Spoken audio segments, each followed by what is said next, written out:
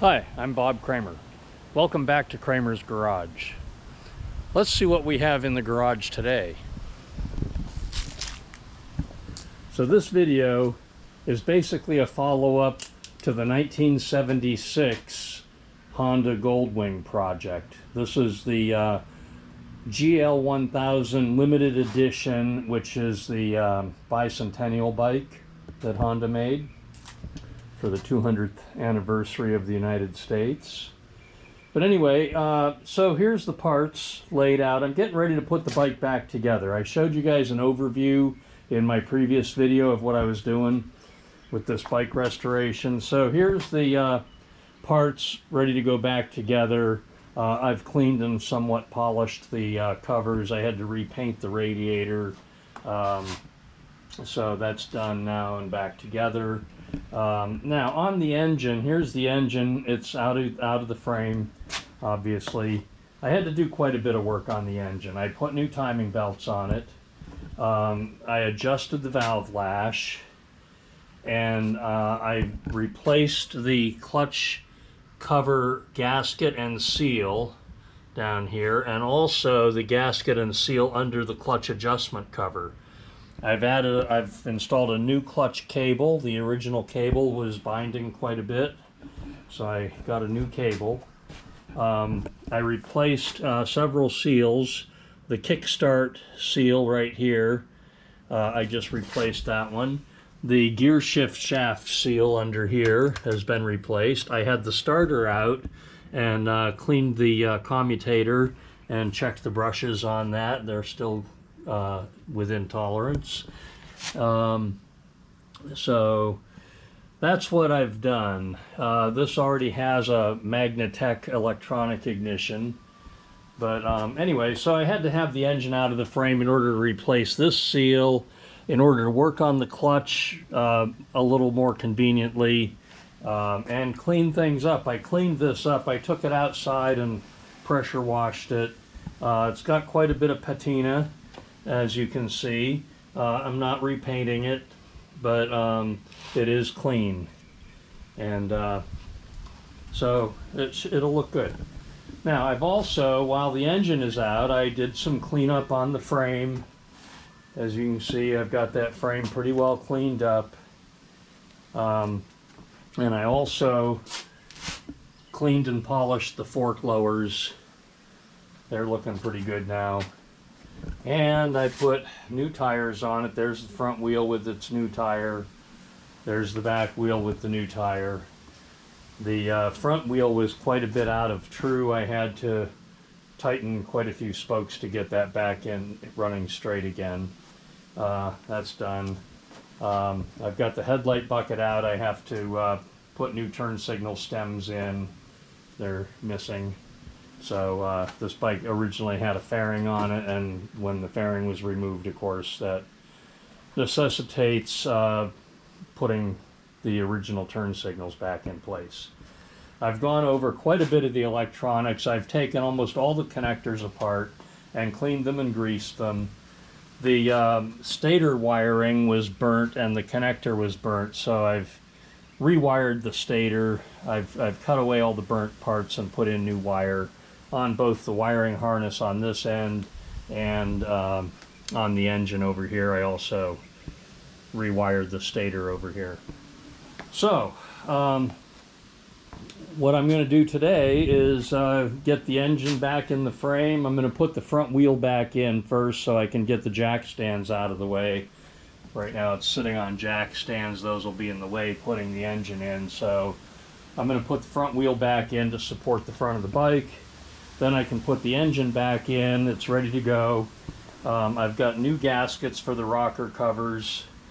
They were also leaking. This thing, when I first put it in the garage, it left a big puddle of oil on the floor. So I'm trying to address all the oil leaks. I hope I've got them all and nothing will be leaking in the future.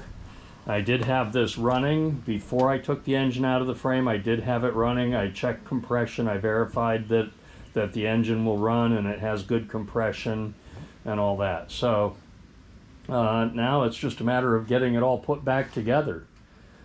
So here we go. Okay, if you're following along with me, I've got the front wheel mounted back in the frame. Brakes are assembled. I'm going to bleed the brakes out, put fresh fluid in them. Engine is back in the frame. Big accomplishment there. And it's all assembled. The oil filter's in place. The drain plug's in place. I went through the ignition system and static timed it. The connections are right here. Remember, I repaired the wiring for the alternator. This is the new connector for the alternator, capable of carrying 30 amps. So that's where I'm at. What's left, I've got to put the back wheel back together, and I've got to do some work on the carburetors. They're still on the bench, and get those back in the bike, and then it'll be ready to run, I think.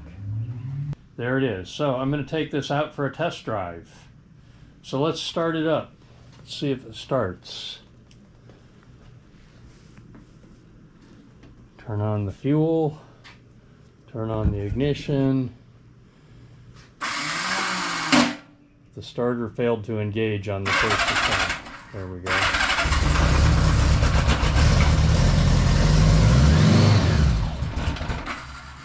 All right, let's give it some choke.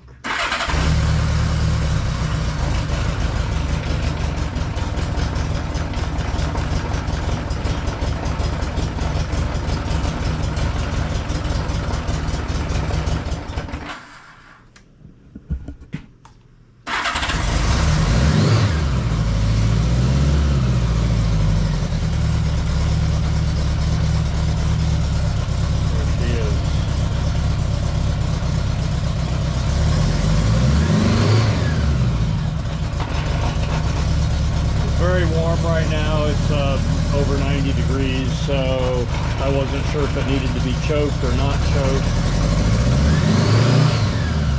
You can see it's a cold engine. The temperature gauge does work. The fuel gauge works. Everything on this bike is working. The speedometer works. It's all working. Okay, well, I'm going to take it out for a little test drive.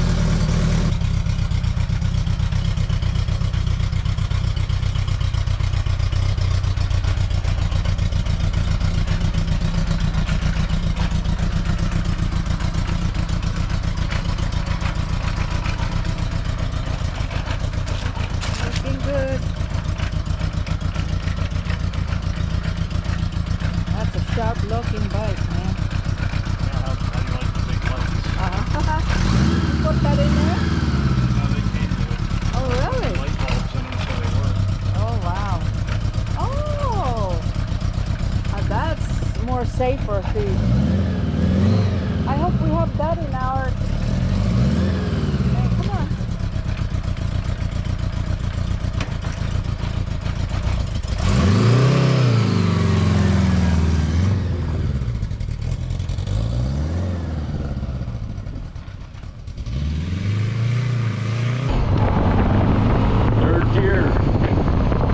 Third gear before I got to the stop sign.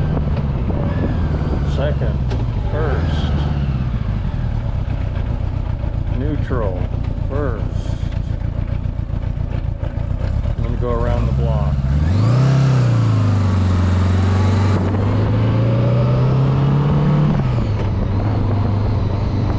Tach's working.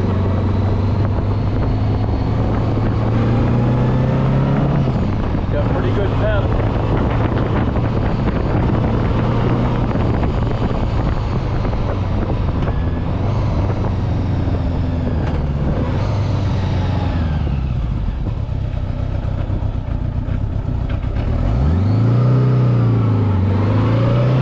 Speed bump.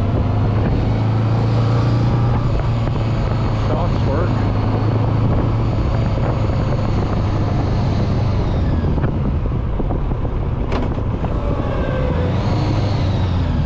I was having some trouble with throttle response, but I think that riding a little bit, it's worked itself out. This bike sat for 12 years. It's the first time it's been on the road in 12 years.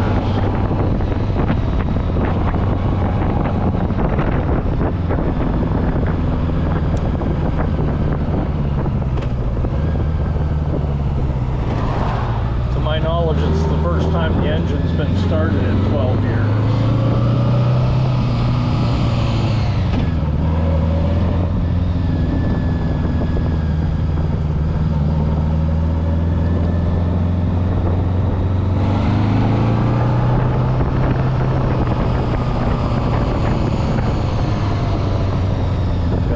The turn signals weren't working when I started, but they're working now. Got that fixed.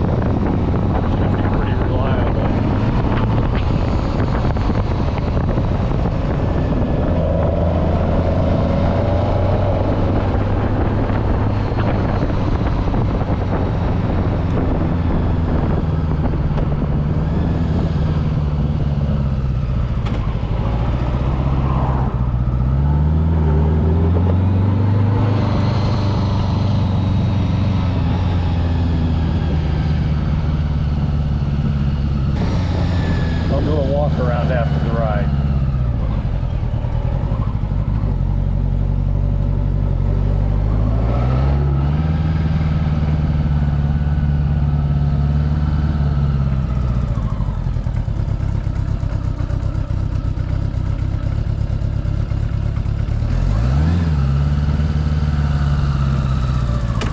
Not too hard to get it into neutral.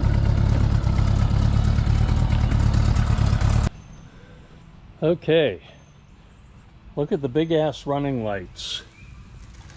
Those are 5-inch diameter lights. I wonder if that was a thing back in the 70s. If anybody out there has seen those before or knows if that was a thing, leave me a comment. I'd like to know why such big running lights. But look, I put new light bulbs in them. Amazing what you can find on Amazon. The chrome on this bike is nice. Turn the key off. The chrome on this bike is nice. The front fender has good chrome. The chrome on the back fender is nice on all the parts that show. Up under the seat there is some rust on that fender under the seat, but I cleaned it up some, but obviously I didn't have it re-chromed. That part doesn't show. The paint, this is the original paint. It's still really nice. I just wiped it with Meguiar's wash and wax product. So anyway, yeah, I've gone over this whole bike. I've gone over the brakes, put new brake pads in it, and cleaned up the calipers, flushed it out, put fresh brake fluid in it. It's got fresh oil in it. Obviously I had the engine out of the frame, so I took the sump screen out and cleaned it and put it back in, and I had to put new bearings in the back wheel. When I had that off for the new tire, I put new bearings in it. And the front wheel, the bearings were still good. So that's where we're at. That's the 1976 Honda Goldwing Ltd model.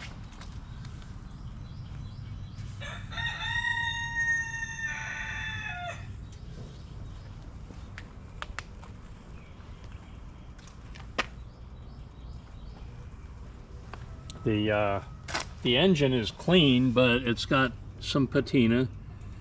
It was not repainted or anything. That's all the original paintwork on the engine. And all I did was clean it real good when I had it out of the frame.